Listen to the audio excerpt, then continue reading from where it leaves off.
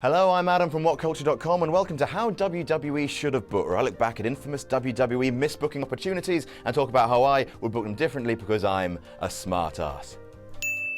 Right, okay, so cards on the table. I'm a little nervous right now. We've teased this one for a while. We sort of doubled down on the whole hubris thing, and my gimmick is that I'm sort of smug. So if I fail at this, there's no coming back. There's no coming back for me. Sam will just take me outside and put 2 in the back of my head and replace me with Pacitti. And some of you think you want that, but you don't.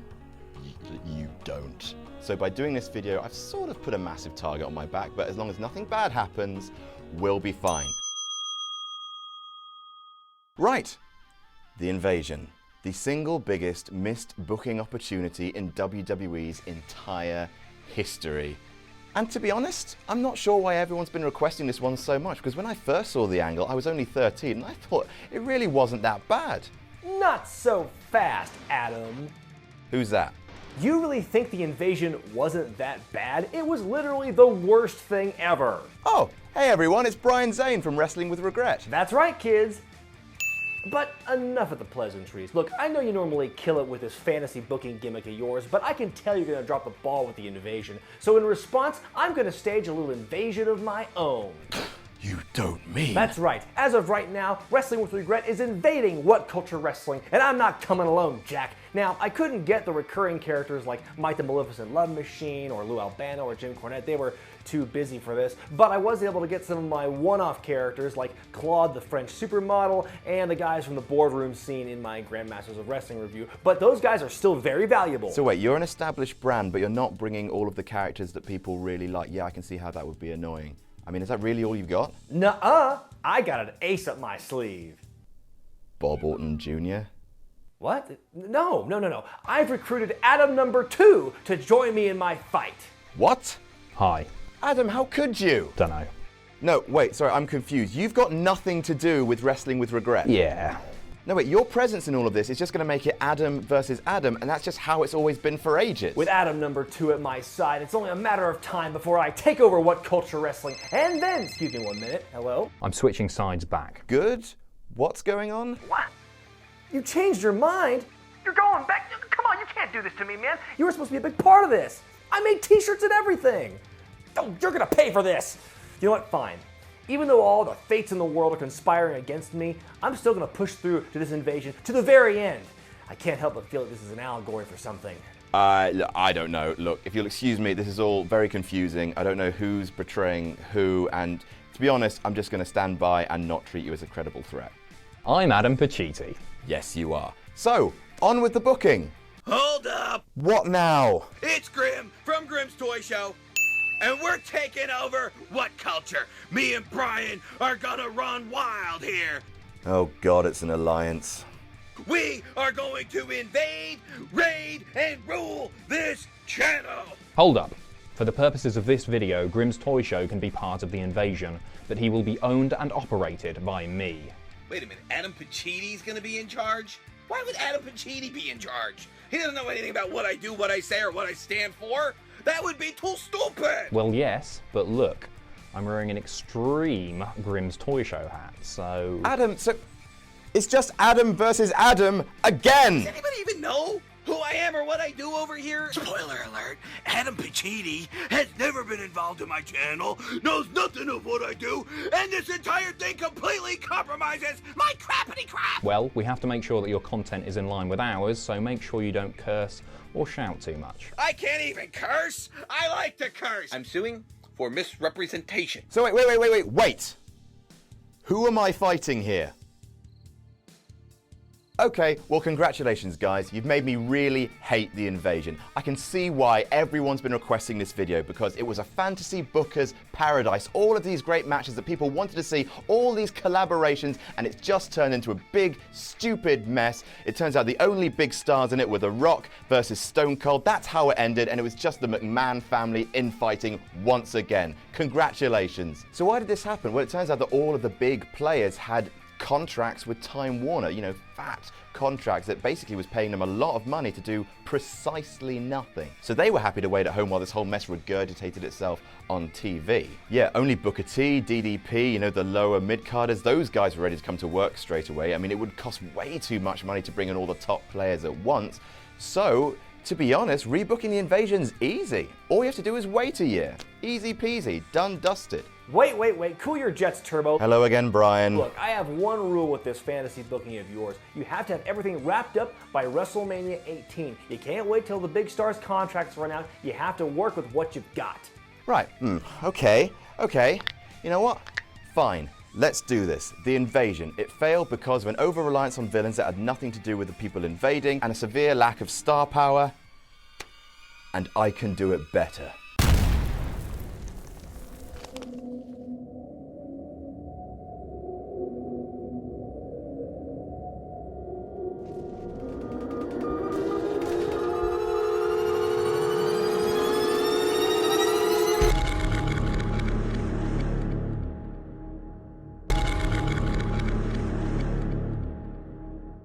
All right, here we go. You ready, Sam? You're ready. First things first, no ECW. Sorry, guys. Now, I mean, RVD and Rhino, you guys can debut after WrestleMania X7, but that's it.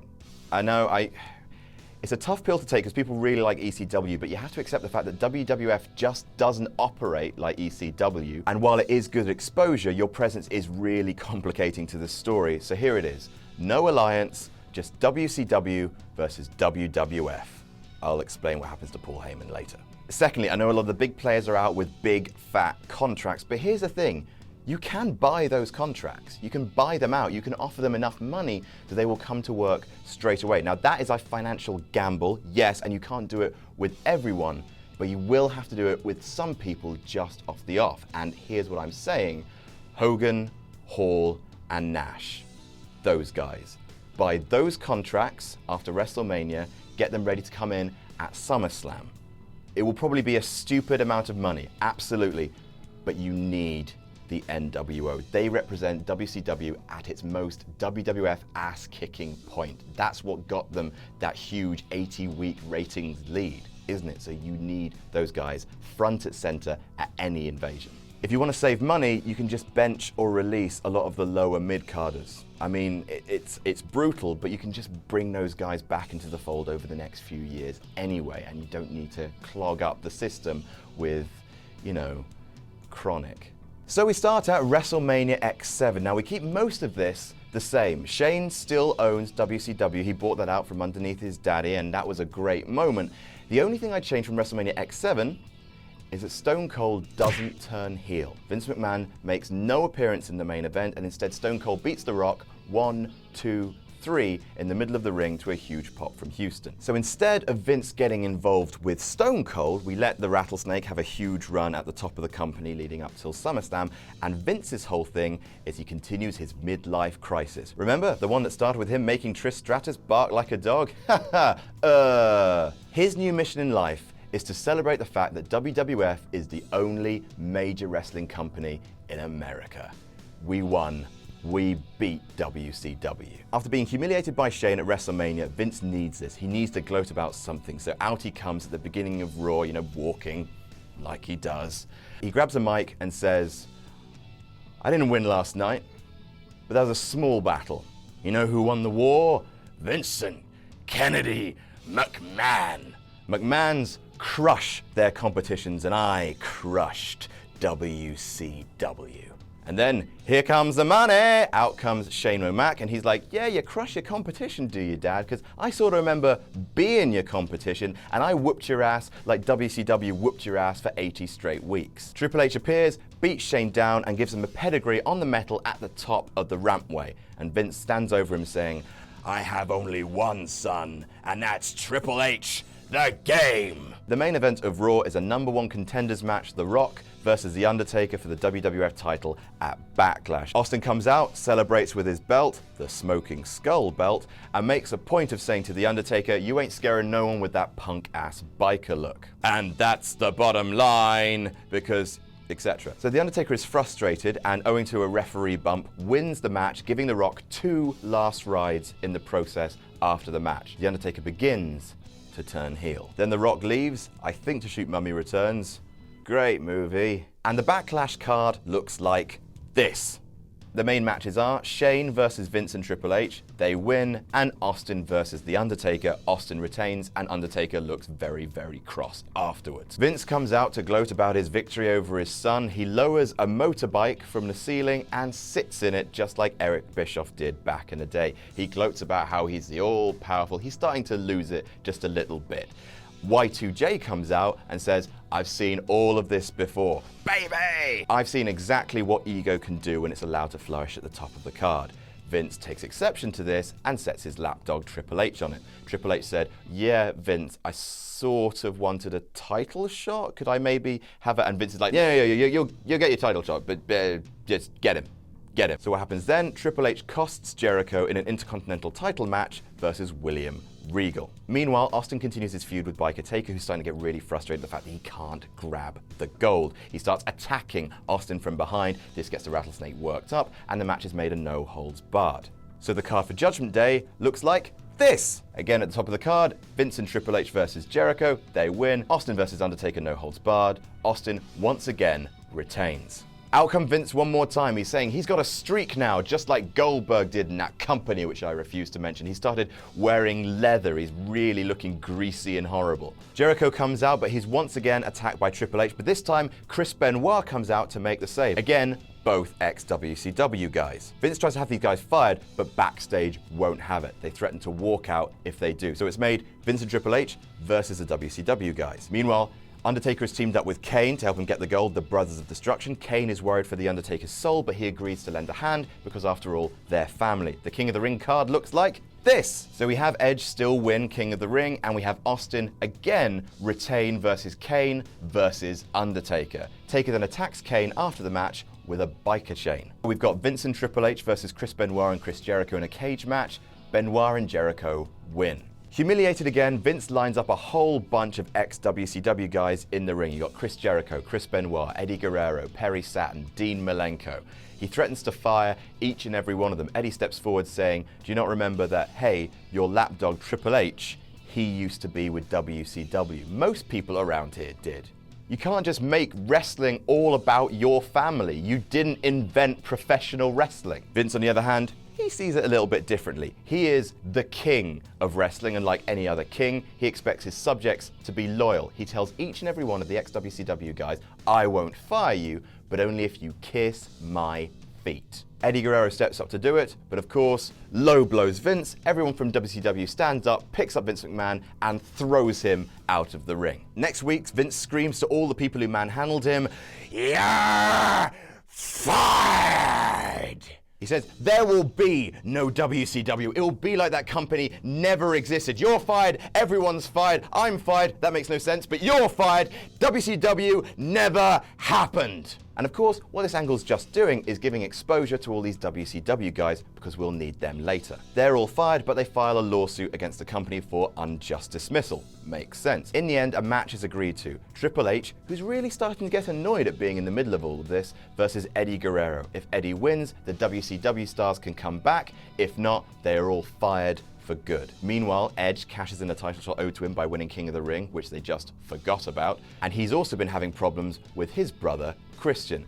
So the fully loaded card looks like this. So Triple H versus Eddie Guerrero, jobs on the line. Eddie lies, cheats, and steals his way to a win. And then you got Austin versus Edge. Austin retains after Christian accidentally costs Edge the match. So next night on Raw, Vince is berating Triple H for not being able to get the job done versus Eddie, when suddenly, if you smell... So The Rock has returned, and he's got his sights set on one thing, regaining the WWF Championship from Stone Cold Steve Austin. There's a #1 contenders match, The Rock versus Triple H, which The Rock wins. Triple H loses it, goes backstage, trashes his locker room. He's had enough. Vince decides to recruit the Big Show to help beat some manners into Triple H after all this time. You're no son of mine, says Vince, the fickle bastard. Kane and The Undertaker's rivalry, meantime, has gotten worse. Their brawls are just trashing backstage, and it's ruled there's only room for one Brother of Destruction in WWE. A Buried Alive match is sanctioned for SummerSlam. And that card looks like this. Triple H beats Vince in the Big Show. Kane beats The Undertaker, burying him alive, and The Undertaker vanishes from TV for a while. And then finally, The Rock versus Stone Cold Steve Austin in the main event. And those two guys are beating the absolute Jimmy out of each other. They are clotheslining each other. Finally, they clothesline each other. Bang, they're down in the middle of the ring. Neither of them is moving. When suddenly, Scott Hall climbs over the barricade. Everyone's like, that's Scott Hall. And Scott Hall just looks at the ring, and then he's joined by Kevin Nash. Suddenly, they're rushed by security guards, and they beat down 5, 6, 7 security guards by themselves. They're all lying on the floor, and then suddenly they do this. Out comes Hulk Hogan. And the NWO just stand there. Finally, Rock and Austin have got to their feet by this point. They're just looking at them, and then they rush the ring. Beat both men down. They beat up the announcers. They beat up the timekeeper. They beat up the referee. They tear the announce table apart. They spray WCW in the middle of the ring. And finally, out comes from the crowd, Eric Bischoff. He looks around the ring, gives that smug old grin, you know, like I have. He grabs a shoulder camera, smacks Austin with it, then looks at it and says, "Did you think we were just gonna go away, Vince?" And then smiles. That's the end of part 1. How are we doing so far? Let us know in the comments. Don't forget to like, share, and subscribe, not only to us, but also to Wrestling with Regret and also Grimm's Toy Show. I'm Adam from WhatCulture.com, and we'll see you very soon.